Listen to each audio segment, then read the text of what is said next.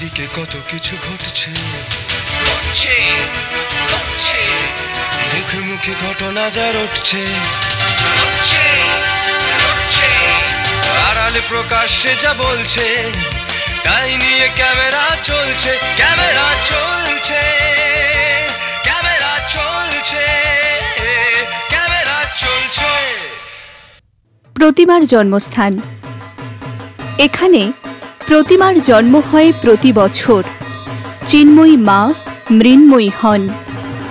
অবহেলায় পড়ে থাকা কাদামাটি, বাঁশের টুকরো হয়ে ওঠে অনন্য এক প্রতিমা। খড় ও কাদামাটি মেশানো সোঁদা গন্ধ মিশে রয়েছে বাতাসে। হ্যাঁ, আমরা কুমোরটুলির কথা বলছি, প্রতিমার জন্মস্থান।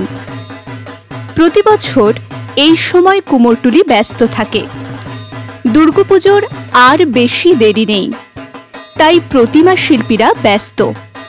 খড়, বাঁশের কাঠামোয় মাটির প্রলেপ পড়ে গেছে, কোথাও কোথাও একপ্রস্থ রং করাও হয়ে গেছে।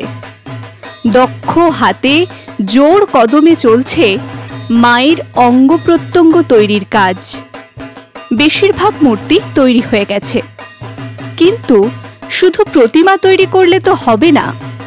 মায়ের সাজ না হলে তা হবে অসম্পূর্ণ। তাই সাজশিল্পীরাও ব্যস্ত। নিপুণ হাতে তৈরি হচ্ছে মায়ের অলংকার। এক সাজ ব্যবসায়ী জানালেন, আচ্ছা, আমি টুম্পা ঘোষ। কুমোরটুলির পূজার প্রস্তুতি চলছে, তা এখনও ঠাকুরের বায়না হয়নি। ভেরি রিসেন্ট আমাদের বায়না শুরু হবে, মানে 21-22 তারিখের পর থেকে সব বায়না শুরু হয়ে যায়, কিন্তু সেরকম এখনও পর্যন্ত বায়না শুরু হয়নি। তা গয়নাগাটি, ঠাকুরের সাজ, ঠাকুরের পোশাকপত্র সব আসা শুরু হয়ে গেছে, কিন্তু গত বছরের তুলনায় এবছর সেরকম মার্কেট এখনও শুরু হয়নি। এখনও শুরু হতে হতে আরও 10 থেকে 15 দিন লাগবে। চলতে চলতে নজরে পড়ল এক প্রবীণ শিল্পী শোলার অলংকার তৈরি করছেন। শুনেনি সাজশিল্পী ফণীভূষণ মালাকার কি বললেন। কাজ করে যাওয়ার জায়গায় কাজ করে যাচ্ছি, কিন্তু এবার মহাজন দিয়ে যে টাকা কী করে দেবো সেই চিন্তাই করছি আমরা। এখন কোনো অর্ডার নেই। দু একটা অর্ডারে কী হয়, বাজার বিক্রি মাল নেই, বাজার বিক্রি তো নেই একদম। বনিবারটা কিছু নেই সারাদিনে। আর পূজার কদিন বাকি আছে বলুন তো? আর পূজা হয়তো মাসখানি বাকি আছে, কী হবে? কোনো অন্য বছর এবার এইরকম আমাদের অর্ডার থাকে, ভালো অর্ডার থাকে, কিন্তু এবার অর্ডার একদম নেই। দুটো একটা অর্ডারে কী হবে? কিছুই হবে না, পেট গরম হবে না, মালপত্র মিটাতে পারবো না। এগুলো সব আমরা ধারে টাকা যা আমরা কাজ করছি, সিজন শেষ হয়ে যাবে, মাঝের টাকা মাঝের, আমাদের লাভের টাকা আমরা লাভ দিয়ে নেবো। এরকম চলছে বাজারে। বাজারের অবস্থা খুবই খারাপ। এইরকম যে পুজোতে হবে কেউ জানতে পারছেন যে এরকম হবে পুজোতে। লকডাউনের বাজারে ভালো ছিলাম, ভালো অর্ডার ছিল, আমার কাজও ছিল, খদ্দের সব ছিল। এই লকডাউনের পর থেকে একবার যখন নিঝুম সন্ধ্যায় টিউবলাইটের আলোয় সবাই ব্যস্ত প্রতিমা নির্মাণের কাজে। প্রবীণ মৃৎশিল্পী ব্যবসায়ী কালীচরণ পাল জানালেন, গত বছরের তুলনায় এবছর আমরা বৃষ্টির দাপট থেকে অনেকটা ভালো আছি। এখানে বৃষ্টিপাত অনেক কম হয়েছে বলে প্রতিমার সংখ্যাও আমাদের কিছু বেড়েছে। গতবারে যে সংখ্যা ছিল তার থেকে প্রায় দ্বিগুণের কাছাকাছি প্রতিমা বেড়েছে। শুধু প্রতিমা না, আনুষঙ্গিক কাজও বেড়েছে। এবং চলতি বিগত বছরের থেকেও আমাদের এবারও ফাইবারে যে সমস্ত প্রতিমাগুলো হয় বা ফাইবারের অন্য অন্য যে সমস্ত কাজগুলো হয় কুমোরটুলিতে, সেগুলোর কাজও কিন্তু এবছর অনেক বেড়েছে। গোড়ার থেকেই এখনও পর্যন্ত অনেক কয়েক শতাংশ মাল বেশি হয়েছে। জিনিসের অত্যধিক দাম হওয়া সত্ত্বেও আমরা কোনো রকমে মানিয়ে নিয়ে ব্যবসাটা চালাচ্ছি। এর পরবর্তীকালে যে কি হবে এটা বলা মুশকিল। তবে বৃষ্টির সম্ভাবনা একবারে উড়িয়ে দেওয়া যায় না। কাগজে যেভাবে বেরোচ্ছে তাতে তো আশা করা যাচ্ছে বৃষ্টি হওয়ার সম্ভাবনা আছে, কিন্তু আমার মনে হয় আর বৃষ্টি হবে না। কারণ নিম্নচাপ তো আর নেই সেরকম, বৃষ্টি না হতে পারে।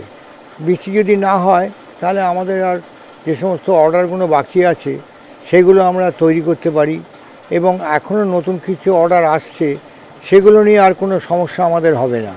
সেগুলোর ওপর আমরা আকৃষ্ট হতে পারব। কাজের বিষয় হয়তো কম বেশি হয়তো হতে পারে, সময় যত কমে যাবে তত কাজের মধ্যে মনোনিবেশ বেশি হবে। শুধু তাই না, শরীরের ওপর ধকল পড়ে এবং কাজও দ্রুতগতিতে আগিয়ে আনতে হয়। সময় মতো তো প্রতিমাকে ডেলিভারি দিতে হবে, তারও অনেক আগেও অনেকে চায় নিয়ে যাবে। এই বছর একটুখানি গায়ে গায়ে পড়েছে বলে আমাদের একটুখানি কষ্ট হচ্ছে খুব, কারণ এখন আগেকার দিনের মতন তো গণেশ কম হতো না, এখন গণেশ দ্বিগুণ হয়ে গেছে। গণেশের মার্কেটটা এখন বিশ্বকর্মার দ্বিগুণ। আগে যেমনি শুধু বিশ্বকর্মা হতো, এবার বিগত বছর কয়েক বছর থেকে গণেশ অত্যধিক বেড়েছে এবং বিশ্বকর্মাটা কিছু কমেছে। তারপরে দুর্গাপুজো, 1 সপ্তাহ 10 দিন বাদেই দুর্গাপুজো ডেলিভারি হবে। মানে এত গায়ে গায়ে পড়ে গেছে এবছর।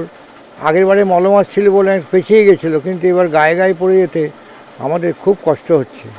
কুমোরটুলিতে প্রায় 25 বছর ধরে মূর্তি গড়ছেন চায়না পাল। শোনা যাক তিনি কি বললেন।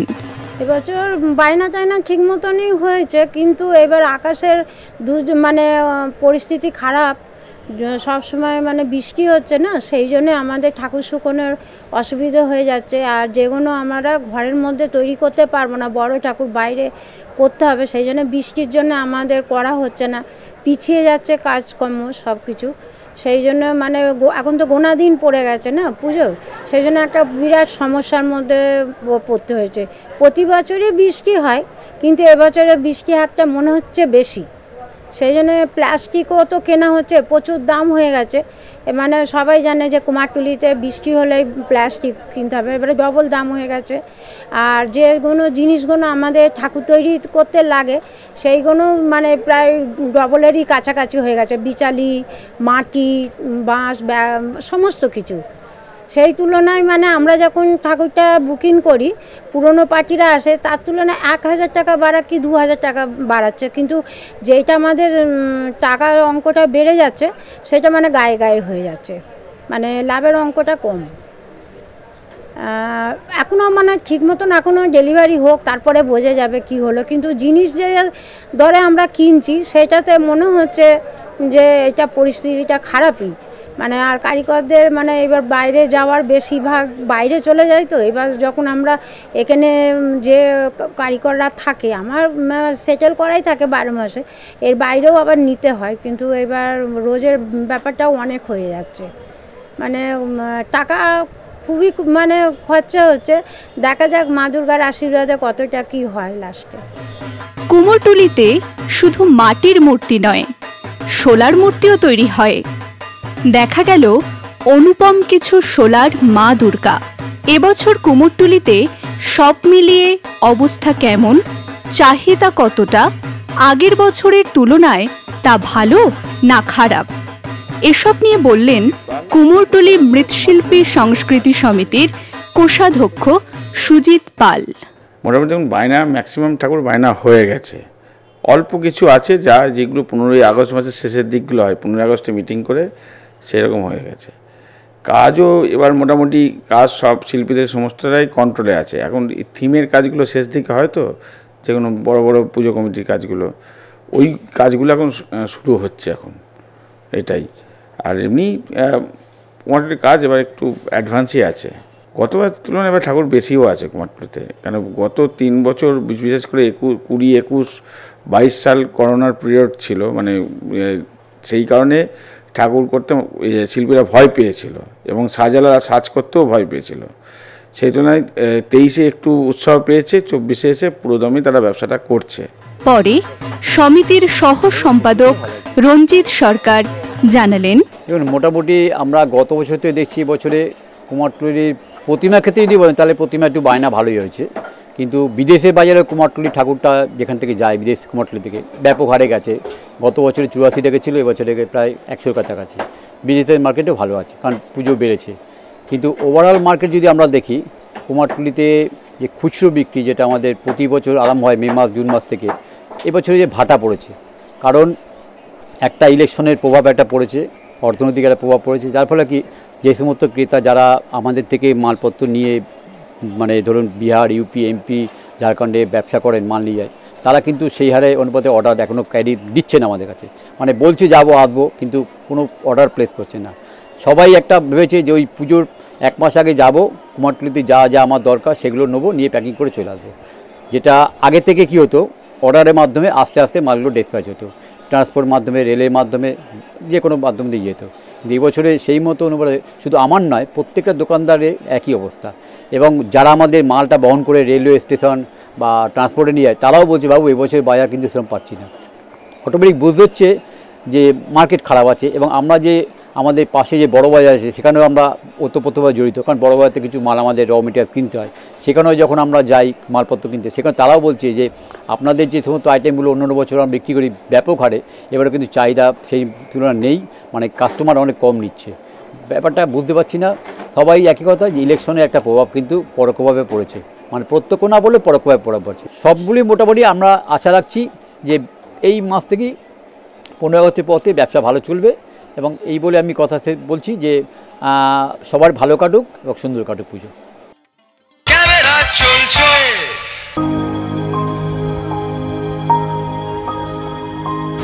সুপ্রভাত বন্ধুরা, সুপ্রভাত পোখরা লেক থেকে।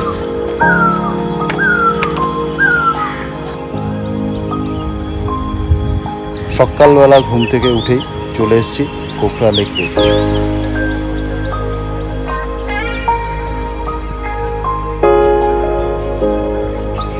বোটিং শুরু হয়ে গেছে। তোমাদের কালকে বলছিলাম প্রচুর টুরিস্টের ভিড় এই পোখরাতে। তো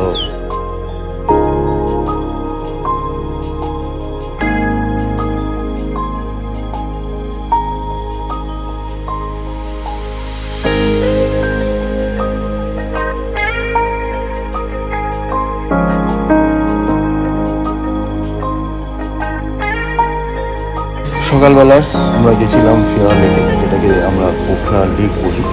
তো ওখান থেকে চলে এসেছি এখন যে হোস্টেলে আছি তার রুফটপে। এইখানেই ব্রেকফাস্টের ব্যবস্থা রয়েছে, তো ব্রেকফাস্ট আমাদের চলে এসেছি। এখন যাচ্ছি কুসমা ব্রিজটা দেখতে। তো আমরা যে হোস্টেলে আছি সেখান থেকে কুসমা ব্রিজের ডিস্টেন্স হচ্ছে প্রায় 60-61 কিলোমিটার।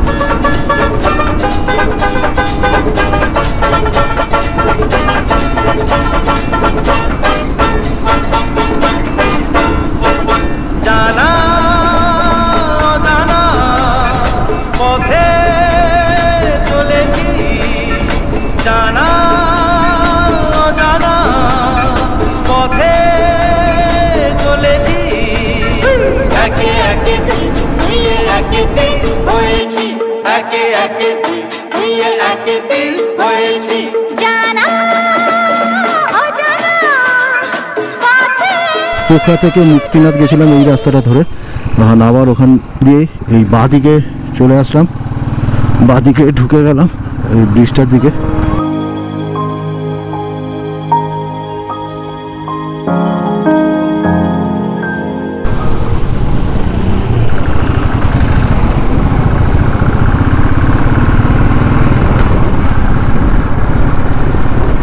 আমরা যে জায়গাটা দিয়ে চলেছি এই জায়গাটার নামই হচ্ছে কুসমা।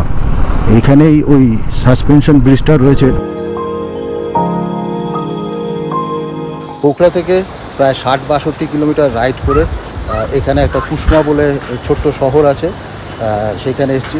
ওরই ভেতরে এই কুসমা গাদি ব্রিজটা রয়েছে।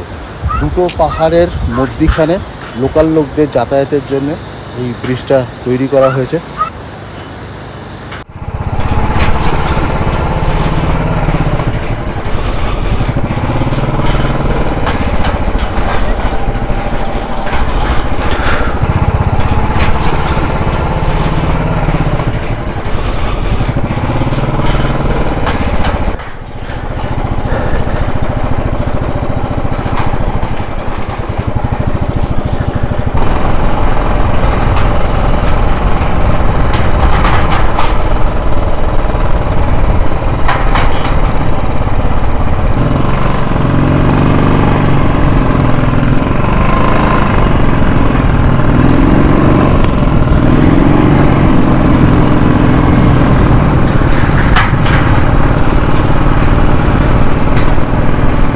আমরা ওই পার থেকে শুরু করে ব্রিজের এই পারে চলে আসলাম।